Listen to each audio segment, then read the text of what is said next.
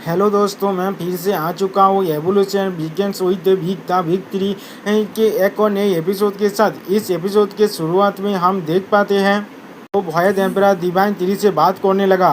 उस void emperor ने कहा, मैं तो एम्परर हूँ द वॉयड कैलेंड का द फॉलन टाइटन। तो डिवाइन 3 ने उससे पूछा, तुमने मुझे किस तरह से ढूंढ लिया?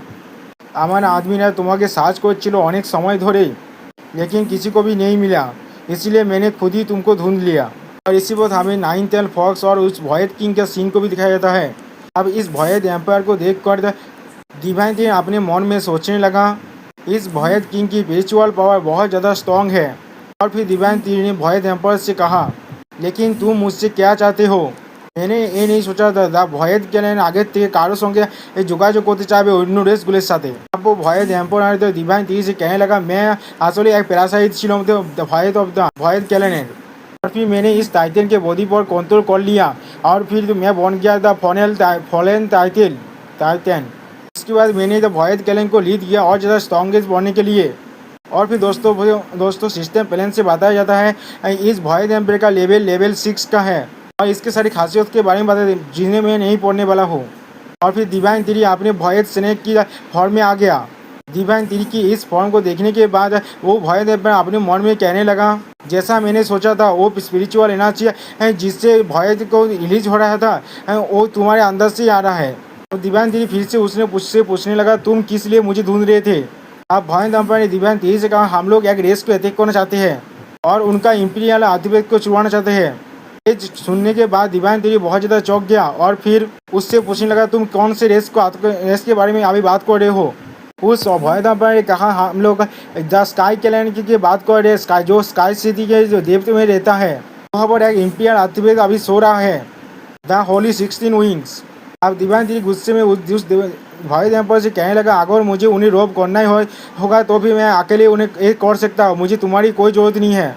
उस वॉयड एम्पायर ने फिर से कहा था, तुम्हें मेरी ज़रूरत है क्योंकि मुझे अकेला ही मालूम है वो जो होली आर्टिफैक्ट अभी उस स्थिति के अंदर कहाँ पर सो रहा है। अगर हम लोग सही समय के अंदर उस इंपीरियल आर्टिफैक्ट को नहीं ढूंढ पाए तो फिर जब वो रिवाइव हो जाएगा हम लोग उसे कंट्रोल नहीं कर पाएंगे। ये सुनने के बाद डिवाइन 3 कुछ नहीं कह पाता। अब उस वॉयड एम्पायर ने फिर से डिवाइन 3 से कहने लगा, स्काई कैलेंडर बहुत ज़्यादा ताकतवर है और तुम अकेले ही इतनी ज़्यादा ताकतवर नहीं हो जो तुम उस इंपीरियल आर्टिफैक्ट को सीज कर पाओगे।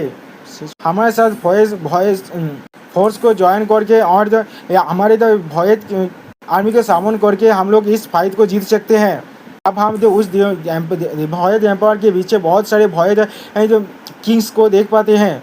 अब ये सुनने के बाद डिवाइन 3 अपने मन में सोचने लगा, वो मुझे सोच में वो इंपीरियल वेपन मिल गया, मेरे पे एक ज़्यादा अच्छा चांस होगा कि तो ग्रेट एम्पायर के खिलाफ जीतने का।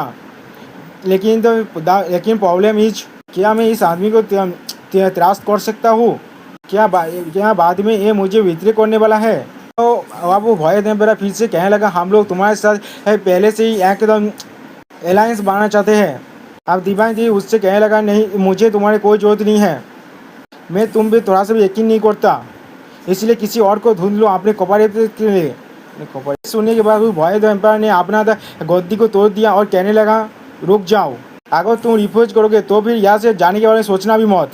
तो डिवाइन 3 गुस्से में उससे पूछना, क्या तुम्हें मालूम भी है तुम किस बारे में बात कर रहे हो? तो वॉयड एम्पायर कहने लगा, हाँ मुझे मालूम है। उसके बाद उसने फ्लेम और करप्शन से डिवाइन 3 पर अटैक कर दिया। इसके वजह से उस वॉयड एम्पायर को देखने में बहुत ज़्यादा खतरनाक लग रहा था और फिर डिवाइन 3 के चारों तरफ आग लगने लगा। अब तो उस वॉयड एम्पायर ने डिवाइन 3 पर अटैक करते हुए कहने लगा, मुझे तुम्हारे असली ताकत को देखना है। फिर उसने अपना और एक स्पेशल जो स्किल फॉलन रिलम को इस्तेमाल करता है। ये देखने के बाद डिवाइन 3 कहने लगा, ये रिलम मेरे सोल को क्रोधित कर रहा है और जब तुम उनसे फाइट कर जाते हो तो फिर बाद में रिग्रेट मत करना। फिर हम देख पाते डिवाइन 3 भी अपना पावर को रिलीज करने लगा। फिर अगले सीन पे वो वॉयड एम्पायर और डिवाइन 3 दोनों ही एक दूसरे पर अटैक करने लगा। फिर अगले सीन में हम देख पाते डिवाइन 3 के एक ही अटैक के वजह से उस वॉयड एम्पायर के बॉडी में बहुत बड़ा खतरा चिन्ह बन गया, जहाँ से उसका ब्लड निकलने लगा। उसका ब्लड ग्रीन कलर का ही है। उसके ब्लड गिरने की वजह से चारों तरह का मिट्टी पिघलने लगा। ये देखने के बाद डिवाइन 3 अपने मन में कहने लगा, इसके ब्लड के अंदर बहुत ज़्यादा कोरोसिव पावर है, इसका सेफ हीलिंग इफेक्ट भी बहुत ज़्यादा अच्छा है। और फिर वो तो वॉयड एम्पायर फिर से अपना फ्लेम और करप्शन को इस्तेमाल करते हुए डिवाइन 3 पर अटैक करने लगा। इस बार हम देख पाते हैं उसने डिवाइन टीवी के मुंह पर एक जोरदार पांच मार दिया है और फिर उसने अपना और एक स्पेशल स्किल ब्लूजूम फोर्थ का इस्तेमाल किया है, जिसके वजह से उसके हाथ से बहुत ज़्यादा पावर रिलीज हो रहा है। लेकिन फिर अगले सीन में वो कुछ देखने के बाद बहुत ज़्यादा चौंक जाता है और फिर अगले सीन में हम देख पाए डिवाइन टीवी ने अपना ड्रैगन थांडर ड्रैगन फॉर्म को अनलीश कर दिया है और उस अपने मुंह से एक बहुत बड़ा बिजली छोड़ने लगा।